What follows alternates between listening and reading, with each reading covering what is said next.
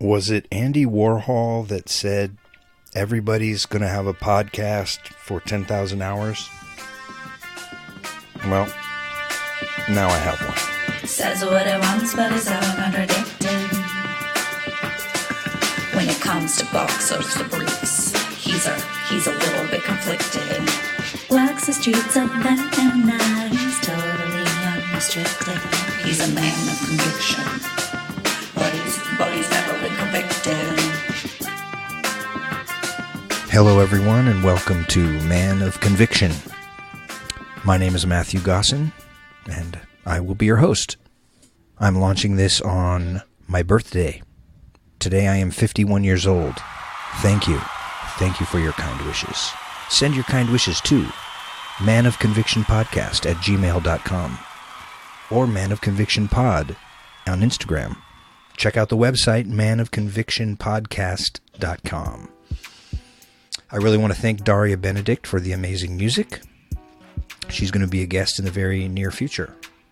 So this podcast is going to be me talking to people from the TV and film industry, from stand-up comics to crew members, from actors to editors, and when no one else is available, I'll talk to whoever I can find. First, let me just tell you a little about myself. I was born in Los Angeles. I've lived in San Diego, Hawaii, Alaska, and San Diego again. Back to Los Angeles. I went to USC, spent a semester in Paris, a semester in Madrid, where I met my wife. I live in Van Nuys. We have two fabulous children, two boys, 16 and 13, and I am primarily a TV editor when I can find the work. I do some camera work, some low-end directing, but my primary bread and butter for the past almost 26 years has been editing. Like I said, I went to USC. I got my way into the film school there. I graduated in 93, got in on the very early end of nonlinear editing. The Avid editing software was my savior.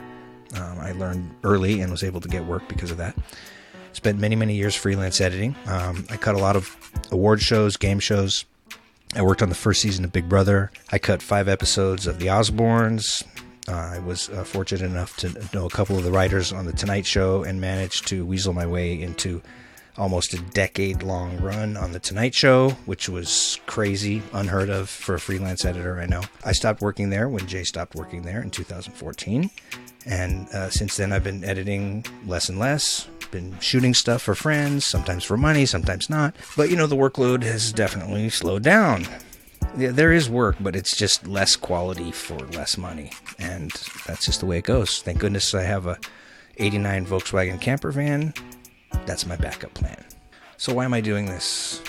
Well, I was approached by a friend who was producing a podcast for somebody and basically passed it off to me. So I set up the podcast studio in my little casita in the backyard here, and I thought if I'm gonna do 1, maybe 2 recordings a week, I'm gonna have the microphones just sitting here. I might as well do another podcast. It's already set up. The infrastructure's there, so that's why I'm doing this. It's my way of recycling. I've always liked learning about people, and I'm told I'm a good listener, so here we go. My first guest is a man who writes comedy. I met him in 2006 or 7 when he came back to The Tonight Show to be a writer. He was there before I got there, I think, and left and then came back. And his name's Dave Rygalski, and he's agreed to be my first guest, and I really appreciate it. So, without any delay, we're going to go right to that interview with Dave Rygalski.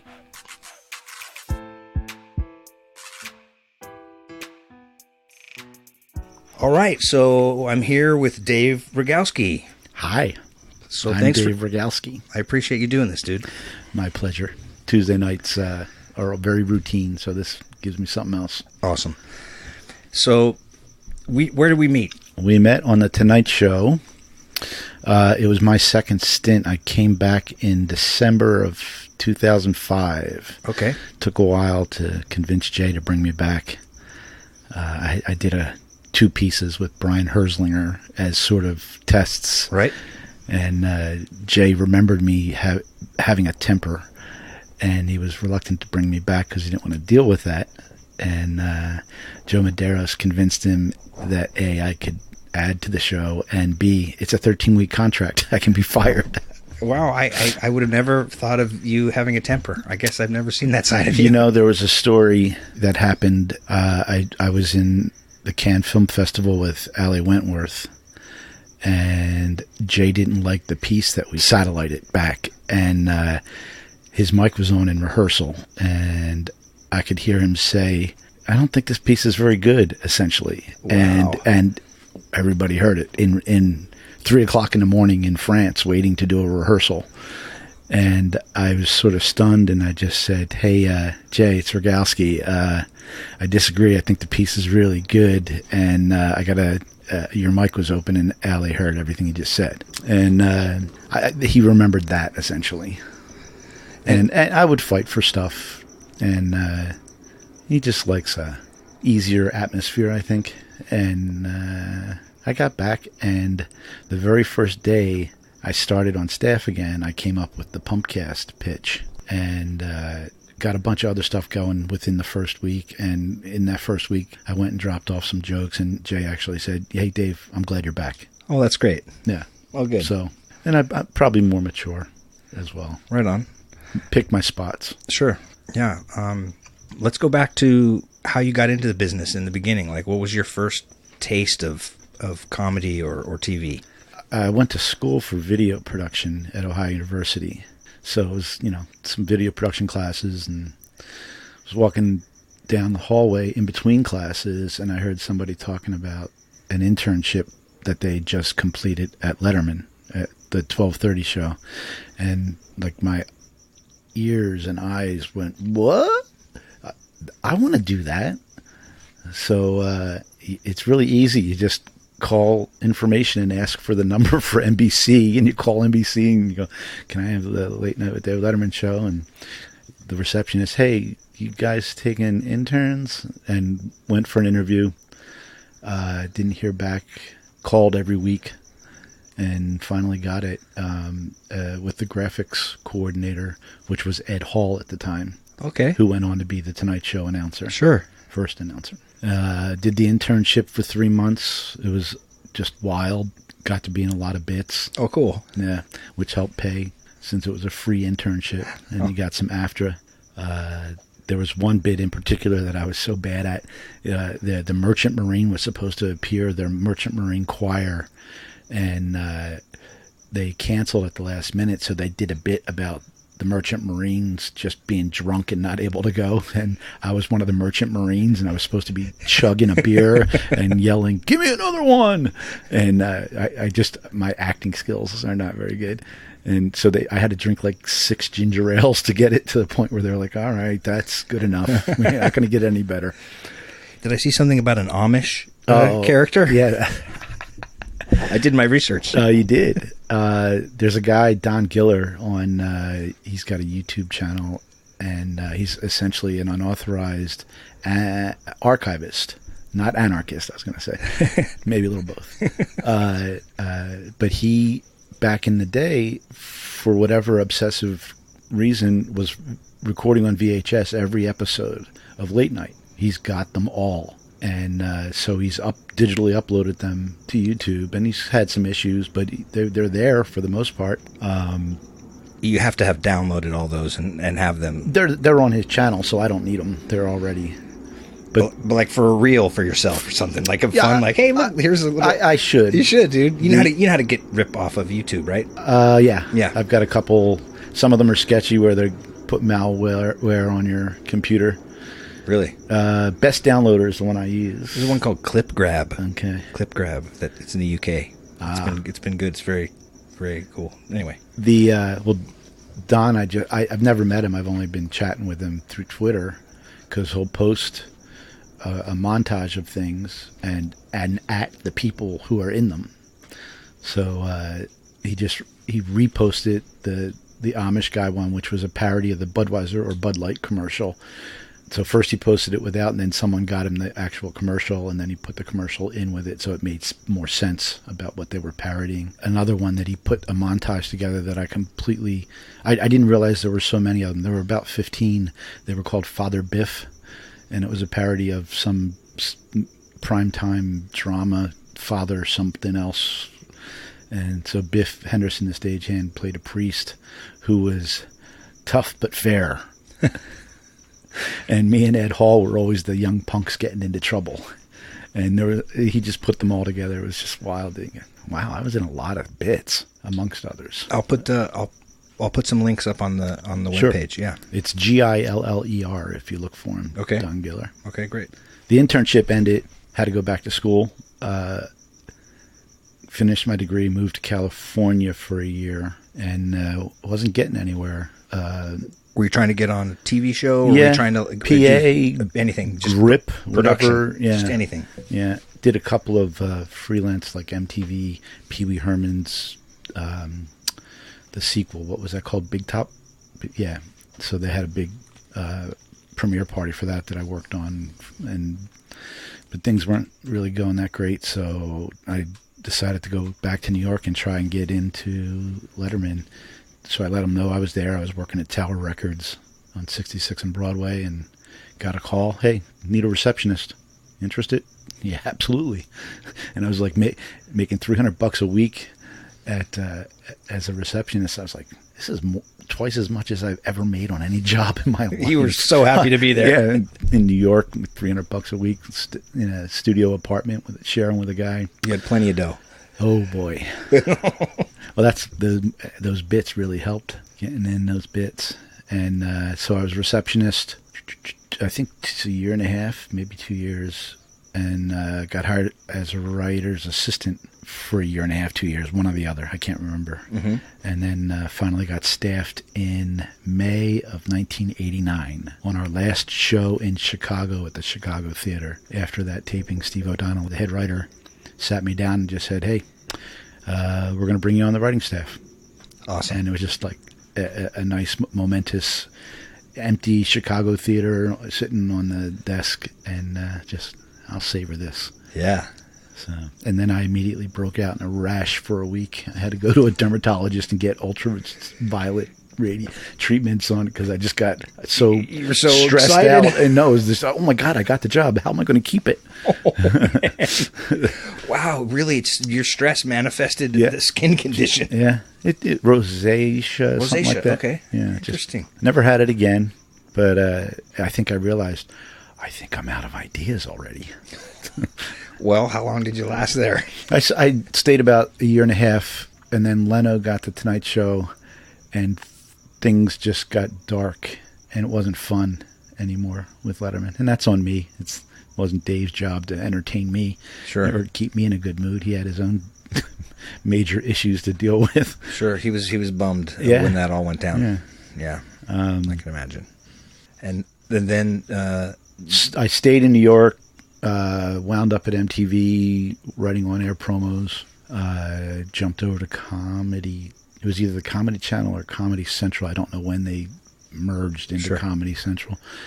Writing promos as well. And at the time, Penn Jillette was the voice of the network.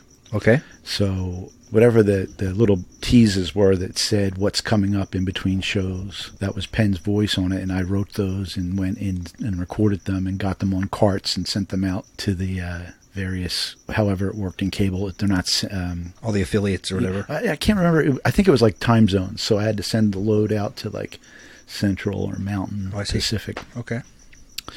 And that was kind of fun hanging out with Penn. He seems like an interesting guy. He's very interesting. Smart. Seems like a smart guy. Super smart. Yeah.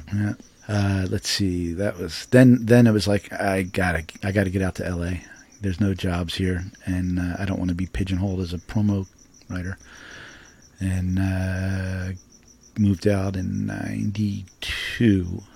Got staffed on the Chevy Chase show in 93. That lasted 29 episodes. Was it? I was going to say 1 month, right? Yeah. Oh, no, it was 6 weeks. 6 weeks, yeah.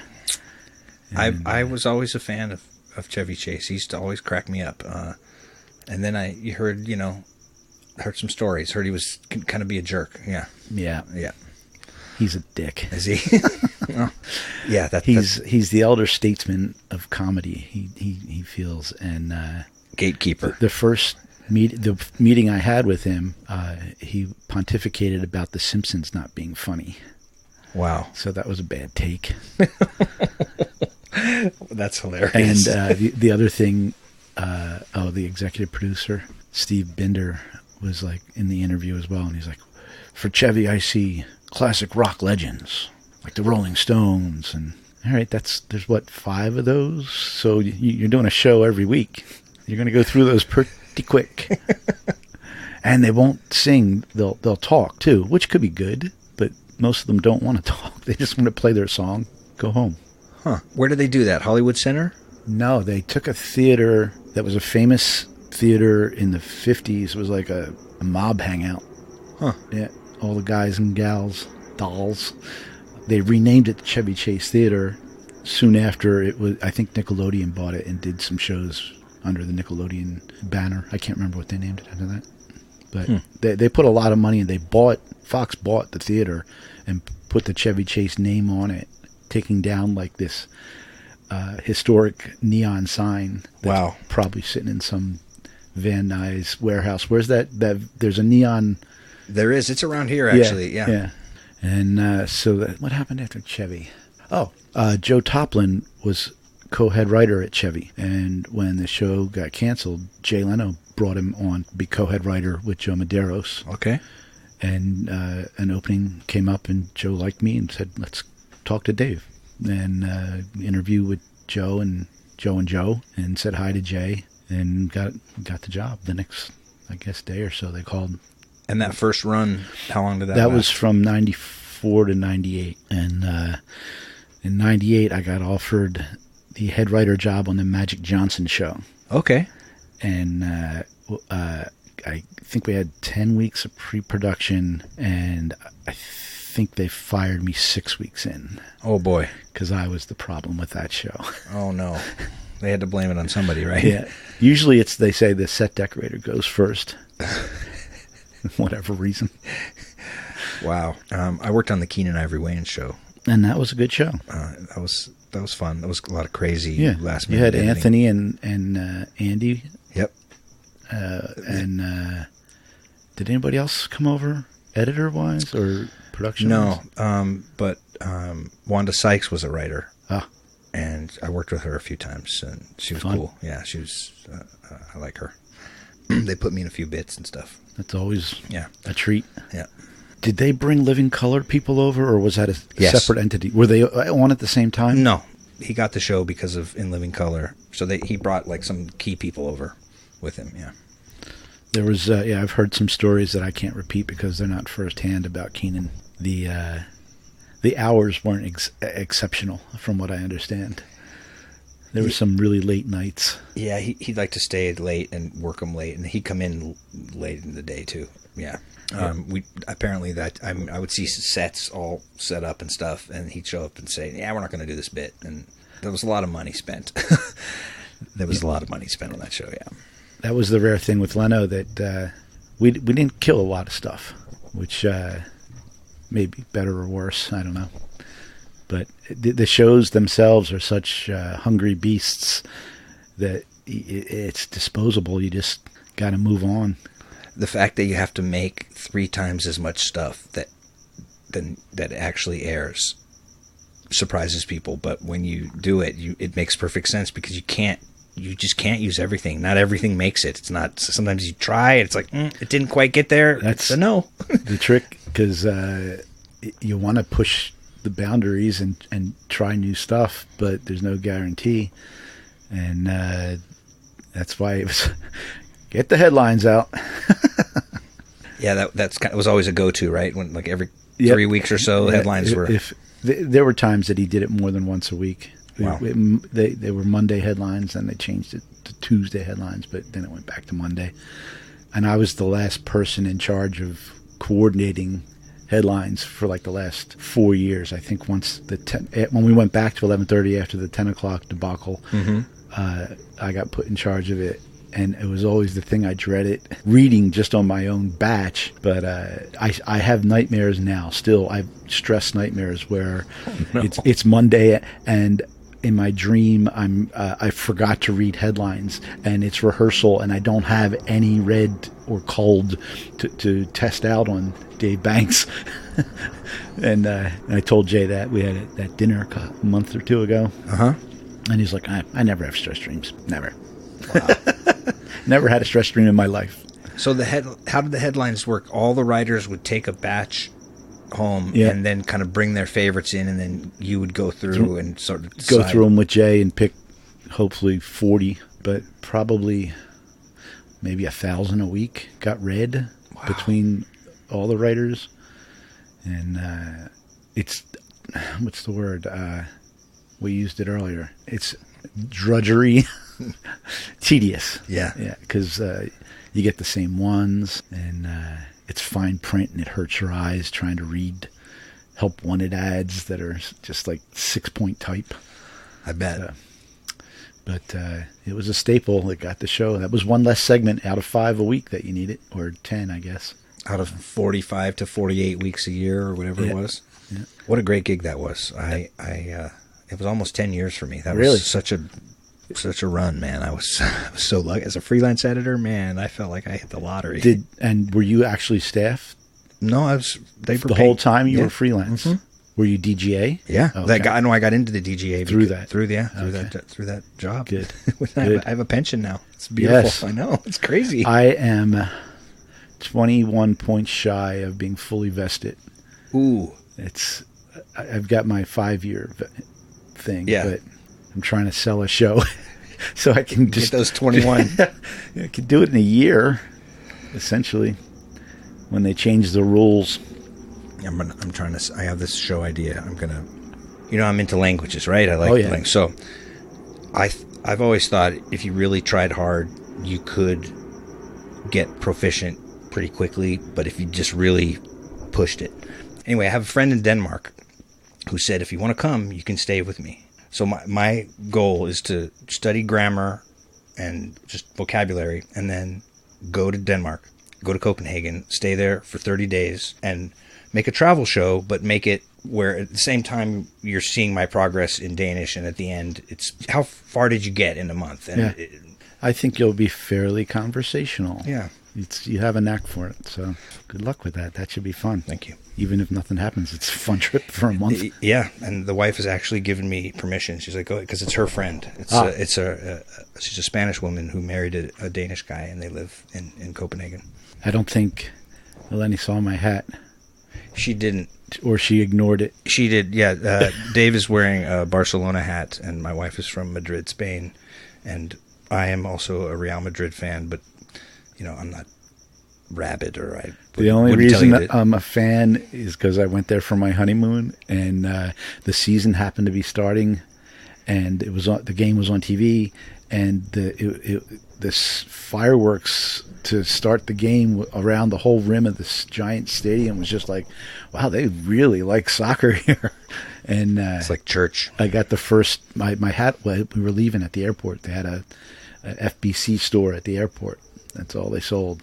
So It's a great team. I love that city. I love the culture. I'm fascinated by that region of Spain, and it's just I married into a Real Madrid family, and Yep, if I know what's good for me, I just better pick that team and just move forward. the flight attendants on the way back were British. I think we were on Virgin, and they were giving me shit. They wanted Manchester, and so I took the hat off. It was a better flight. Where are we? Yeah, where are we? Let's see. Let's see. All right, I got back to Leno in 2005 and rode that out. The security of the job, it's great, but it also has a downside in that you're in that job, you're not meeting new people and making new contacts. Yep, I learned that myself. So that's what the struggle's been. Not that I've been working too hard at it. I've realized at this point now I have to run my own show. I don't want to work for anybody else anymore. Talent-wise, it's got to be someone I am on the same level as. Right. And so I'm pitching a show with a friend, Eddie Feldman, who I worked with on Chevy Chase, Dennis Miller, CNBC show. Mm-hmm. You Don't Know Jack with Paul Rubens.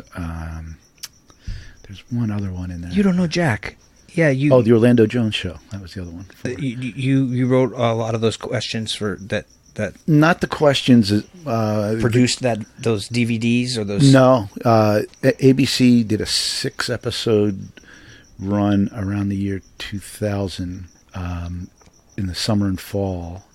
I remember it specifically being 2000 because that's the year I got married, and I had to take 2 days off because I got married, and they docked my pay for that. Wow.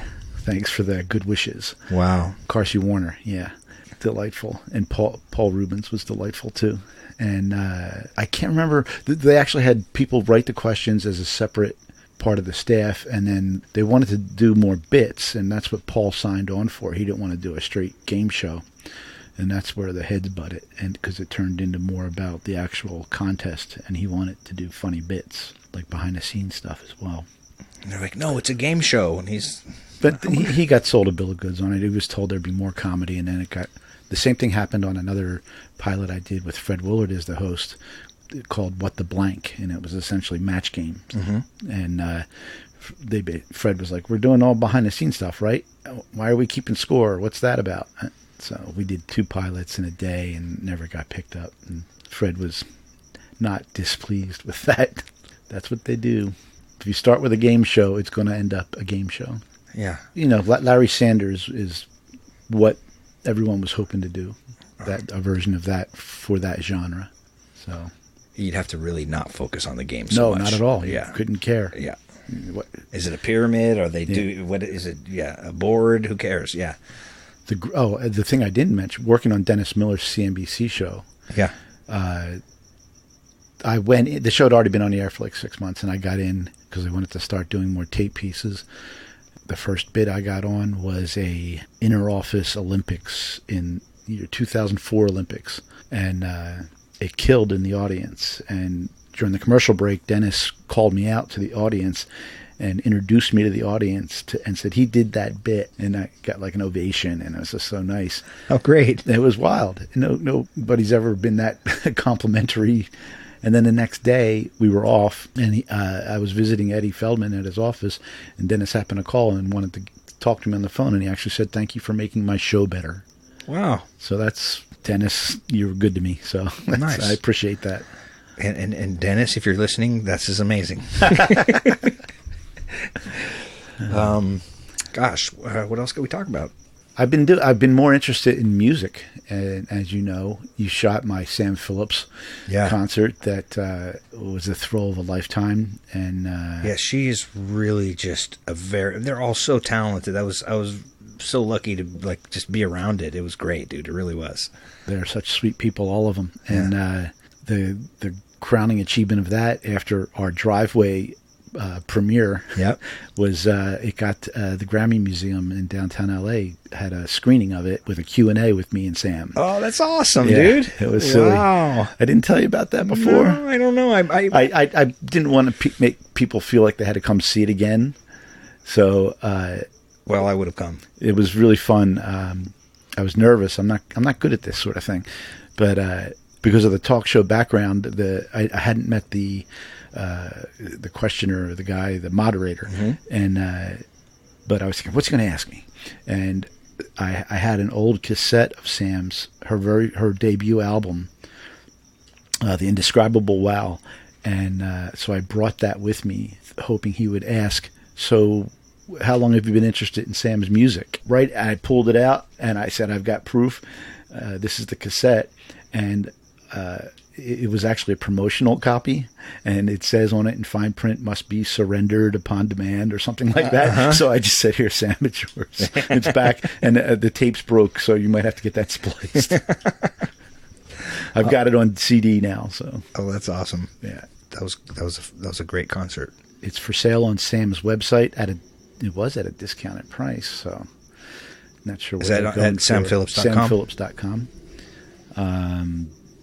She's putting more music together. She's always writing, and also her husband Eric Gorfain is very talented musician, multi-instrumentalist, and has the section quartet, and they played with everybody. They played on a Tonight Show a bunch, backing up like Christina Aguilera and a bunch of other people. So it was always fun to have them come by. My other big claim to fame, actually, please. if you Google my name, the best high school revenge ever is Adam Brody's picture comes up.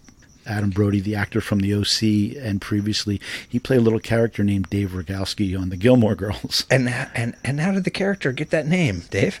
Well, my wife Helen Pye worked on Gilmore, and a character on the show, Lane Kim, was based on her. A lot of stories from her life filtered into the show through Amy Sherman Palladino, a very dear friend, and the season, I think Dave Rygalski was only season 2 and 3 because he got the OC and was the star of that, so he went away. But they in their prep, they're writing out the stories. They're figuring out what they're doing with the episodes. And for Lane, they said, we got to get Lane a boyfriend. We got to get her Dave Rygalski. And then they just said, let's just name him Dave Rygalski. All right. So there's a couple things that were expounded upon from things that happened with me and Helen and her Seventh-day Adventist Korean family that made its way into storylines. Oh, that's great. It's kind of fun. Very cool. Yeah. I had to learn a song one night and play it at a church or a retirement home for Seventh-day Adventists. And it was a service. And Helen played piano. I played guitar. Her sister played harp and sang, and her parents sang. And we looked out at the audience at this retirement assisted living facility, and it dawned on me that the song we're playing was more appropriate than it should be. It was "This World Is Not My Home. I'm just a passing through." And I'm just like, well, it's never been truer. Wow. Funny. That's and funny. they sort of did something with music on that show, that with Adam having to learn a song, or he read the Bible in a night to be able to stand up to whatever Mrs. Kim's questions would be, challenging him and testing his religiosity. Did you get tested a little bit? Oh, yeah. Yeah. First time I met Helen's parents, her dad said to me, and this was a surprise, I didn't know this was going to come down, but before dinner they have, on Saturday, the Sabbath, the true Sabbath for Adventists, they have a little Bible reading and song singing, and then a little talk about whatever. And I became the focus of the talk, and was asked what I believed in. And our dad goes, "Well, we're Seventh-day Adventists, and we believe in the Bible as literal truth." And then he got this smug little look on his face and said, "Man did not come from monkeys." And I was just like, I don't want to have this conversation right now. I'm trying to start off on a fair and easy place where we're just kind of getting to know each other. Helen's niece and nephews were there, and they're like 9 and 11, and they're like punching each other's thighs, laughing at me getting drilled, and like, oh, it's like maybe they saw it happen before with the previous boyfriend or something. Hey, he's getting it again. Man did not come from monkeys. I'll never forget that. The only other thing, there's many others, but another thing that I always remember his delivery of was when I had the conversation with him that I wanted to marry his daughter, and he said, "I cannot control what Helen does." So I never got his official okay. I just got, well, Helen says yes, yeah, all right. And he's such a sweet, sweet man. And it's just his way. Yeah. Yes. And Helen and her mom were up the top of the stairs right behind us, like listening, because Helen didn't know I was going to approach her father about getting married. But I don't know. I still ask him 19 years later. We cool? Yeah. I fix your computer a lot. So, but yeah, that's been fun. They're getting up there. They're 89 and 88. They've had a couple of setbacks because of car accidents and stuff, but they're still the healthiest people on the planet.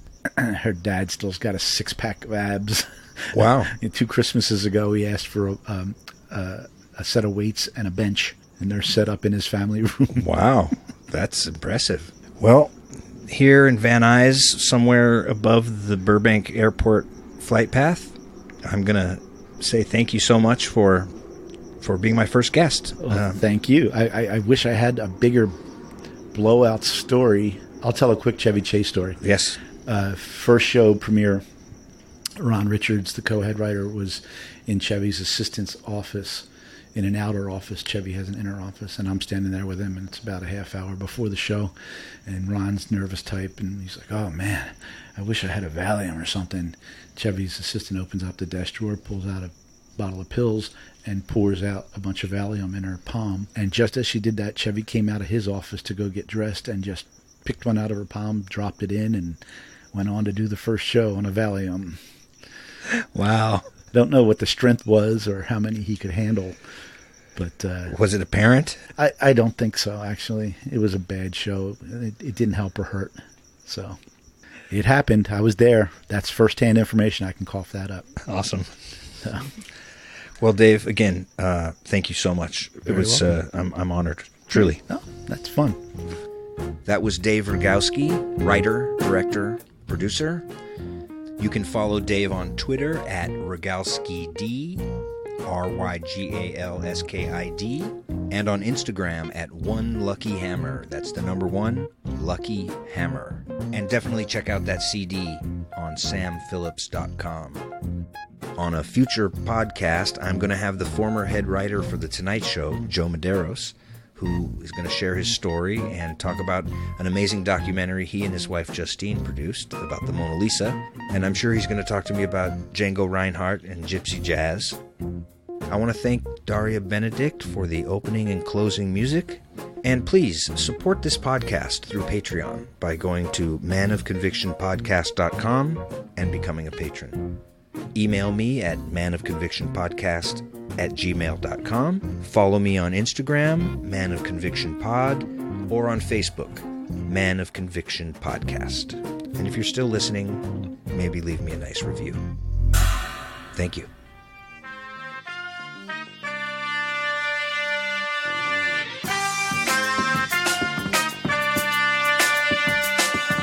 Says what he wants, but he's all contradicted. When it comes to boxers, the briefs, he's a little bit conflicted. Walks the streets of Atlanta, he's totally unrestricted. He's a man of conviction.